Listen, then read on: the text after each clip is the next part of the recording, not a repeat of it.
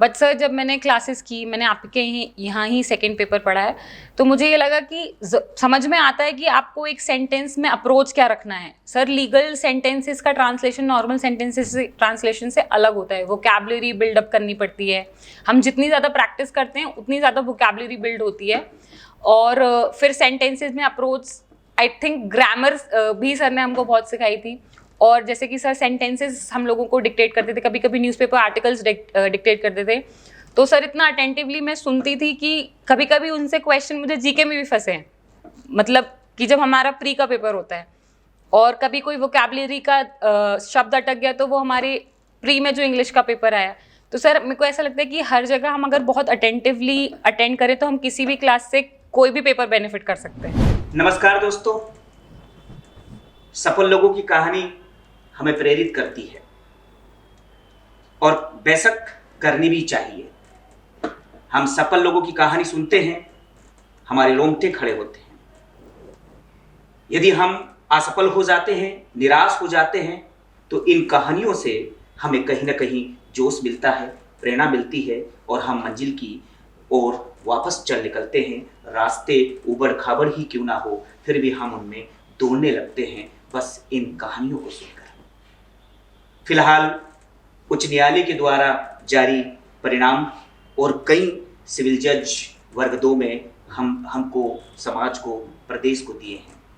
ऐसे ही selected civil जज आज मेरे साथ मौजूद हैं, शिवानी अग्रवाल। नमस्ते शिवानी अग्रवाल, आपका बहुत बहुत स्वागत है स्टूडियो में। Thank you sir. शिवानी एक छोटे से गांव, पन्ना जिले के छोटे से गांव से आती है। पिछले 4-5 सालों से इस परीक्षा में सफल होने के लिए संघर्षरत है। आज बहुत सारे शिक्षकों, माता पिता, दोस्तों, सीनियर्स और तमाम लोगों के आशीर्वाद और प्रयासों से और उनके अपनी मेहनत से आज वो सफल हैं। उनकी कहानी सुनते हैं। शिवानी, मैं एक प्रश्न पूछना चाहूँगा कि आपकी जो सफलता है उसमें सबसे बड़ा योगदान यदि हम देखें तो किसका है? सर भगवान का, और फिर उसके बाद मेरे शिक्षक, मेरे गुरु शर्मा सर का है। सर उन्होंने मुझे एक्चुअली एक पॉजिटिव प्लेटफॉर्म दिया। सर मुझे नहीं लगता था कि मैं कर पाऊंगी। मैंने इन जनरल एक करियर पाथ एक्सप्लोर करने के लिए उनकी कोचिंग ज्वाइन की थी, बट सर वहाँ जाके मुझे एक वो लगा कि अरे दिस थिंग इज़ डूएबल, मैं कर सकती हूँ ये चीज़। तो फिर I was persistent at it कि कर सकती हूँ, अचीवेबल गोल है मैं। और सर ने बहुत पॉजिटिवली उस चीज़ को मुझे करने के लिए गाइड किया। एक चीज़ है आपके जीवन में, यदि आशावादी लोग हैं, पॉजिटिव लोग हैं, तो याद करें कि आप सफल होने के आपके चांसेस बढ़ जाते हैं। सफल होने के लिए अपने आसपास पॉजिटिव लोग रखिए, सकारात्मक लोग रखिए।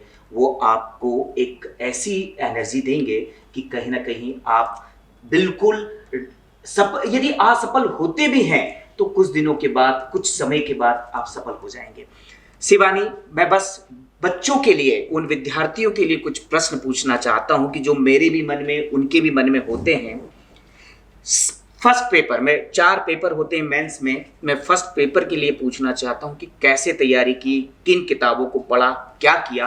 क्योंकि बच्चों के मन में यही है कि इन 4 पेपर की तैयारी कैसे करें, कहाँ कमी रह जाती है। आप बताइए, आपने वास्तव में इन पेपरों की कैसे तैयारी की? फर्स्ट पेपर की आपने तैयारी कैसे की? यस सर, जब मैंने फर्स्ट टाइम मेंस दिया था, मेरा एक्चुअली उसके पहले मेरा सिर्फ एक अप्रोच होता था कि प्री निकल जाए। तो सर जब एक्चुअली मेरा प्री निकल गया तो only 45 days were there for mains. तो सर मुझे बिल्कुल समझ में नहीं आया कि मैं क्या पढूं, इतना प्रेशर, क्योंकि उसी टाइम पे मैंने सेकेंड पेपर और फोर्थ पेपर भी पढ़ना चालू किया था। तो फर्स्ट और फोर्थ पेपर मैंने उस टाइम पे नोट्स बनाने, लोग बोल रहे थे कि नहीं अभी तुम सिर्फ पढ़ो, मैंने फिर भी, क्योंकि मेरे को बिना लिखे समझ में नहीं आती चीज़ें, तो मैंने नोट्स उस टाइम पे बनाने चालू किए थे। तो सर खुद ही के नोट्स होते हैं जो हम कोचिंग से कुछ मटेरियल मिल जाता है, जो हमने पढ़ा रहता है। बेसिकली बैरेक्स बहुत नेसेसरी हैं, क्योंकि MPCJ में दिन प्रतिदिन पेपर इस लेवल का आने लगा कि बैरेक लिखने के बाद आपके पास टाइम ही नहीं बचता कि आप एक्स्ट्रा रेफरेंस कुछ लिख भी पाओ। नॉलेज होना चाहिए for pre examination, for interview examination, but वहाँ पे एडेड बोनस है। बट बैरेक्ट जानना ही सबसे ज़्यादा ज़रूरी है। चीज समझ लें आप, आपके पास जो बैरिक्स हैं वो आपकी जान है। पढ़ते जाइएगा, नोट्स बनाते जाइएगा, जो कोचिंगों में आपने सीखा है उनके नोट्स बनाते जाइएगा। जब आप किसी की भी कोचिंग अटेंड कर रहे हैं, बैरिक्स का कोई भी हिस्सा पढ़ रहे हैं, यदि आप उसे अंडरलाइन कर रहे हैं तो आपके रजिस्टर, आपकी कॉपी में उसके नोट्स भी बने रहने चाहिए। ये कहीं ना कहीं आपको आंसर राइटिंग और उसे याद करने में मदद करते हैं। मुझे शिवानी एक बात बताओ, जजमेंट राइटिंग सबके लिए टेक्निकल पेपर है, सबके लिए, और इंदौर में अच्छे मतलब कि अच्छे जजमेंट कराने वाले लोगों की भी कमी रहती है। क्या जजमेंट के लिए किसी की कोचिंग की जरूरत रहती है, या नॉलेज, या फिर कहीं ना कहीं आप स्वयं को करना पड़ता है? आपने जजमेंट के लिए क्या किया जिससे आप इस पेपर को पास कर सके और अच्छे से सफल हो सके, बताइए। सर, जब सबसे पहले जजमेंट ऑब्वियसली हमको किसी को पता नहीं रहता है। हम लोगों ने कभी भी लाइफ में, बाकी सब्जेक्ट्स में थोड़ा बहुत हमने कभी ना कभी किसी ना किसी क्लास में लॉ में पढ़ा रहता है, जब हमारे लॉ स्कूल में रहते हैं। बाकी सर, जजमेंट राइटिंग एक प्रैक्टिकल एस्पेक्ट हो जाता है, तो थोड़ा तो हमको किसी ना किसी की गाइडेंस लेनी पड़ती है, लाइक हमारे टीचर्स की और हमारे फ्रेंड्स की। बट सर, इसमें भी मुझे लगता है सबसे ज़्यादा रीडिंग हेल्प करती है कि आप वेरियस जजमेंट्स, किताब, जो भी किताबें हैं, पर उसका एक फॉर्मेट आप फिक्स करिए कि यही फॉर्मेट से मैं चलूँगी। फिर लोगों की मत सुनिए, अरे ये तो इस फॉर्मेट से लिखाते हैं, अरे ये सर तो उन्होंने ये बताया था कि इसमें आप ये ऐड करिए। मेरे ख्याल से आप अपने फॉर्मेट को लेके बहुत कॉन्फिडेंट रहिए कि हाँ, ये आई थिंक इनफ है। अपने टीचर से आप वो करके सलाह लेके कि सर इसमें हो जाएगा, या जो सीनियर्स हैं कि ये फॉर्मेट एक्यूरेट है ना, तो फिर सर उसके अकॉर्डिंग ही हम रीड करके एक अपना माइंडसेट क्रिएट करते हैं कि हमको किस तरीके से जजमेंट लिखना है। जजमेंट सर बेसिकली स्टोरी ही है। सर, पहले हमारे टाइम पे लोग बोलते थे कि नहीं, हमको कन्विक्शन करके आना है। हमको शर्मा सर ने बोला कि आप कुछ भी करके आओ, ईदर कन्विक्शन और acquittal, your reasoning should justify. और वो आप जबरदस्ती कन्विक्शन के पीछे नहीं भागोगे कि हमको जबरदस्ती कन्विक्शन करना है सो दैट हम उसके बाद की एक्स्ट्रा डिटेल्स बता सके लोगों को। नॉर्मली लोग कन्विक्शन सिर्फ इसलिए करते हैं कि बाद का उसमें, क्योंकि कन्विक्शन के बाद बहुत सारा मटेरियल रहता है लिखने के लिए, तो मुझे लगता है कि इट्स नॉट नेसेसरी, क्योंकि एग्जाम इतना लेंदी होता है। सर, मैंने कई बार, एक बार जजमेंट में मैंने यही किया था कि मैंने सोचा था मैं इसमें कन्विक्शन करूंगी, बट सर एंड में मुझे लगा कि अगर मैं कन्विक्शन वाली रूट पे गई तो मेरा जजमेंट कंप्लीट नहीं हो पाएगा। तो मैंने वहीं से यू टर्न लेके फिर उसको एक्विटल किया। ऑल्दो माई रीजनिंग्स वो जस्टिफाइड, उस टाइम पे जजमेंट्स में लोगों को काफ़ी कम नंबर मिले थे उस पर्टिकुलर एग्जामिनेशन में, बट मेरे को I got good marks, like average marks. एक चीज समझे आप, कोचिंग के शिक्षक, इनका इंस्ट्रक्शंस के निर्देश, इनकी शिक्षा बहुत जरूरी है, लेकिन खुद का स्टैंड भी बहुत जरूरी है। विशेष तौर से जजमेंट में आपका अपना फॉर्मेट बनाइए, रीडिंग, जो दूसरे भी जितने भी लैंडमार्क जजमेंट्स हैं उन्हें आप रीड करते रहें, चाहे वो सुप्रीम कोर्ट, हाई कोर्ट के तमाम चीजों के हैं। शिक्षक से एक बार उसका फॉर्मेट जरूर सीखें। प्रैक्टिस कहाँ करेंगे? आपके जजमेंट सही हैं, गलत हैं, उनमें क्या ऐड करना चाहिए, क्या नहीं ऐड करना चाहिए, कौन बताएगा? टीचर ही बताएगा। मतलब बिना टीचर के, मैं एक और चीज पूछना चाहूंगा शिवानी, कि बिना कोचिंग, बिना टीचर्स के किसी भी कॉम्पिटिशन एग्जाम में, कॉम्पिटिटिव एग्जाम्स में पास होना पॉसिबल है या नहीं?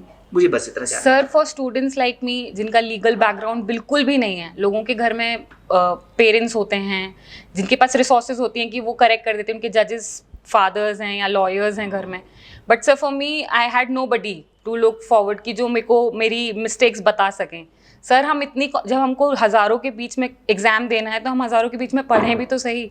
मतलब मैंने अकेले पढ़ के देखा है, बट कोचिंग्स में एटलीस्ट हमको लगता है कि हमारे बाजू से कौन बैठा है, वो कितना पानी में है, तो हम उस हिसाब से थोड़ा सा अपने आप को एम्प अप करते हैं कि नहीं यार, हम सही बात है। सर, अकेले में तो हमको सबको लगता है कि हम बहुत अच्छे हैं, हम बहुत अच्छा पढ़ रहे हैं। कोचिंग क्लासेस आपको कॉम्पिटिशन्स देता है, क्योंकि यदि आप खिलाड़ी हैं तो आपको बहुत सारे लोगों के साथ दौड़ना पड़ता है, तभी आप अपने स्टैमिना और अपनी ताकत को समझ पाएंगे। कोचिंग क्या देती है आपको? कोचिंग आपको माहौल देती है, कोचिंग आपको अपना कॉम्पिटिटिवनेस चेक करने की जगह देती है, आपके साथ जितने भी कॉम्पिटिटर्स हैं उन्हें समझने की और आप कितने पानी में हैं ये जानने की आपको कहीं ना कहीं माहौल और जगह देते हैं। कोचिंग बहुत ज़रूरी है। मैं ये नहीं कह रहा हूँ कि यदि मैं कोचिंग चलाता हूँ या मेरे जानने वाले कोचिंग चलाते हैं इसलिए ये टाइम बचाता है। कोचिंग आपका टाइम बचाएगा। कोच बहुत जरूरी है, आप कितने भी अच्छे खिलाड़ी हैं लेकिन मेडल जीतने के लिए कोच और कोचिंग बहुत जरूरी है। शिवानी, मेरा एक लास्ट प्रश्न ये है कि सेकंड पेपर, भाई ट्रांसलेशन है, आर्टिकल राइटिंग है, समरी है, लीगल में इसका कोई लेना देना नहीं है, लेकिन एक चीज है, ये पेपर इतना जरूरी हो गया है कि इसके बगैर जज बनना मुश्किल हो गया है। तो क्या बच्चों को आप बताएंगे कि इसको सीखना पड़ता है, क्योंकि आपने इसे पढ़ा नहीं है, लीगल में आपने एलएलबी में के दौरान नहीं पढ़ा है, ट्रांसलेशन उन्होंने पहले 20 नंबर का, 30 नंबर का, 40 नंबर का, और आप सुनने में आ रहा है वो 60 नंबर का करेंगे क्योंकि एडीजे में तो उन्होंने कर दिया है। तो क्या ट्रांसलेशन, ऐसे, समरी सीखी जा सकती है या फिर इसे सेल्फ पढ़ना पड़ता है? सर मुझे पहले जब मैंने ज्वाइन नहीं की थी क्लासेस वगैरह, तो मुझे लगता था ये चीज़ें कोई सिखा कैसे सकता है, ये तो अंदर से आती हैं। बट सर जब मैंने क्लासेस की, मैंने आपके यहाँ ही सेकंड पेपर पढ़ा है, तो मुझे ये लगा कि समझ में आता है कि आपको एक सेंटेंस में अप्रोच क्या रखना है। सर लीगल सेंटेंसेस का ट्रांसलेशन नॉर्मल सेंटेंसेस से ट्रांसलेशन से अलग होता है, वोकैबुलरी बिल्डअप करनी पड़ती है। हम जितनी ज़्यादा प्रैक्टिस करते हैं उतनी ज़्यादा वोकैबुलरी बिल्ड होती है। और फिर सेंटेंसेस में अप्रोच, आई थिंक ग्रामर भी सर ने हमको बहुत सिखाई थी।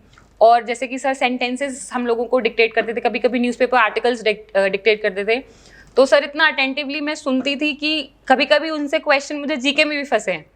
मतलब कि जब हमारा प्री का पेपर होता है और कभी कोई वोकैबुलरी का शब्द अटक गया, तो वो हमारे प्री में जो इंग्लिश का पेपर आया, तो सर मेरे को ऐसा लगता है कि हर जगह हम अगर बहुत अटेंटिवली अटेंड करें तो हम किसी भी क्लास से कोई भी पेपर बेनिफिट कर सकते हैं। मतलब, और क्योंकि लीगल सेंटेंसेस होते हैं उसमें भी तो आंसर्स होते हैं, कोई ना कोई प्रोविजन तो रहता ही है उसमें। तो हम जितना प्रैक्टिस करेंगे तो उन प्रोविजंस का भी रिवीजन होता है और हमारी सफाई आती है लिखने में भी और इन सब चीजों में। हाँ, देखो 4 पेपर हैं, मैं समझता हूँ कि जरूरी नहीं कि आप, लेकिन चारों पेपरों की तैयारी सुव्यवस्थित होनी चाहिए। आप लीगल फर्स्ट पेपर है, थर्ड पेपर है, आपने एलएलबी के दौरान, एलएलएम के दौरान पढ़ा है, जजमेंट आपको प्रैक्टिकली अलग से सीखना पड़ता है। सेकंड पेपर आर्टिकल, ट्रांसलेशन और समरी, ये आपके सब्जेक्ट सिलेबस से बिल्कुल अलग है। इस पर लापरवाही ना करें, इसे बेहतर तरीके से सीखें, इससे पास होने की चांसेस बढ़ जाते हैं। बहुत स्कोरिंग हो जाता है सर, बहुत स्कोरिंग हो जाता है, क्योंकि सर मैंने देखा है कि अल्टीमेटली मेंस के टाइम पे लोगों को इतना स्ट्रेस रहता है फर्स्ट और थर्ड पेपर का। तो मुझे तो सेकंड पेपर और फोर्थ पेपर स्ट्रेस रिलीवर का काम करते थे कि चलो थोड़ा सा डाइवर्ट होके हम ट्रांसलेशन करते हैं या हम ऐसे का देखते हैं, थोड़ा सर उस चीज से हमको एक ब्रेक मिलता है दिन भर लॉ पढ़ने से भी। सही है। तो एक उस तरीके से भी लोग देख सकते हैं कि ये उन्होंने भी इसी उससे रखा होगा कि बच्चा थोड़ा सा एक्स्ट्रा कुछ कर रही है। हाँ। जी भाई, मुझे ये बात बताओ, देखो बहुत सारी लड़कियां सिविल जज एस्पायरेंट्स हैं, कहीं ना कहीं उम्र के 25 के बाद हो गई है, घर वाले सपोर्ट नहीं कर रहे हैं, कहीं ना बहुत सारी लड़कियों को बहुत सारी चीजें बल्कि स्ट्रगल्स या ऑब्स्टिकल्स बल्कि रेदर देन बॉयज फेस करने रहते हैं। मुझे बताओ कि लड़कियों को मतलब कि जो है किस तरह से इस चीज में बने रहना है, क्या करना है, कहीं ना कहीं, क्योंकि आपने भी अब 26 है, कुछ लोग तो 30 कंप्लीट कर लिए हैं, 32 कंप्लीट कर लिए, लेकिन आप वो कहीं फ्रस्ट्रेशन हो कि अब जैसे अंजलि का ही मुझे आया था कि सर आप लिटिगेशन भी करना है, ये भी करना है, तो इन लोगों को क्या संदेश देना चाहती है कि कब तक बने रहना चाहिए? सर मुझे ऐसा लगता है कि हमको जब तक बने रहना चाहिए जब तक हमको लगता है कि हमने हमारा 100% दे दिया है सर। क्योंकि मैंने इस बार जब मेंस का पेपर दिया था तो मुझे लगा कि दिस इज इट, कि मैंने अपना 100% दिया है। पेपर इससे अच्छा कभी आ नहीं सकता, इससे अच्छा दिन कभी हो नहीं सकता, मैं इससे अच्छा कभी लिख नहीं सकती। मतलब जब हमारे मन से आ जाएगा ना कि हम इसके आगे हम मेहनत नहीं कर सकते, उस दिन छोड़ दो, उस दिन छोड़ देना चाहिए। शाबाश, बहुत ही अच्छी बात कही कि जब तक आप अपना 100% नहीं देते हैं, इस चीज को नहीं छोड़े। आपको लगता है कि कहीं ना कहीं मेरे में कमी रह गई है, इस परीक्षा में मैं अगली परीक्षा में से कमी कर दूंगा। बच्चे, यदि आपने अपने मन से 100% नहीं दिया है अभी तक भी, तब तक इस क्षेत्र में डटे रहें, इस मैदान में डटे रहें। आपको पीछे हटने की जरूरत नहीं है, क्योंकि आपके 100% में कहीं ना कहीं कमी है, उसे दो। शिवानी ने ये बहुत बड़ी बात कह दी कि जब आपको लगे कि अब मैंने ये मेरा अपना 100% दे दिया है, उस दिन विड्रॉ कर लेना, ट्वीट कर लेना। लेकिन यदि आपको अंदर से थोड़ा सा भी लगता है कि आपने 100% नहीं दिया, तो मैदान में डटे रहे। शिवानी, बहुत बहुत धन्यवाद, आपने बहुत अच्छी बात की और लोगों को बहुत अच्छी प्रेरणा मिलेगी। थैंक यू, एक बार और धन्यवाद। Thank you so much sir, thank you so much.